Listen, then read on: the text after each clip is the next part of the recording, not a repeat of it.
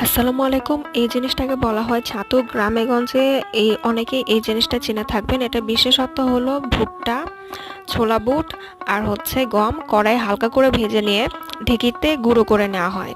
এখন কথা হলো যে আমরা অনেকেই ব্যস্ত জীবনযাপন করি। দেখা যায় যে সকালে নাস্তা না করে অনেকে স্কুলে কলেজে চলে যায়। মানে অনেক ব্যস্ত জীবনযাপন। দেখা যায় যে আলাদাভাবে নাস্তা করার সময় পাই না। সেই ক্ষেত্রে শর্ট টাইমের মধ্যে কোনো নাস্তা তৈরি করার জন্য এই ছাতুই বেস্ট অপশন।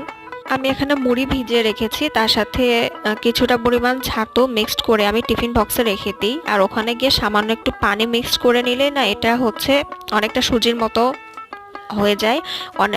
আমি অবশ্যই এর সাথে চিনি বা গুড় খাই না। এর সাথে চিনি বা গুড় অথবা সামান্য একটু গরম দুধ একসাথে মিক্সড করে খেতে পারেন। মানে যারা কোনো রকমে বেঁচে থাকলে হ্যাপি নাস্তার সমস্যা তারা এটা খেতে পারেন।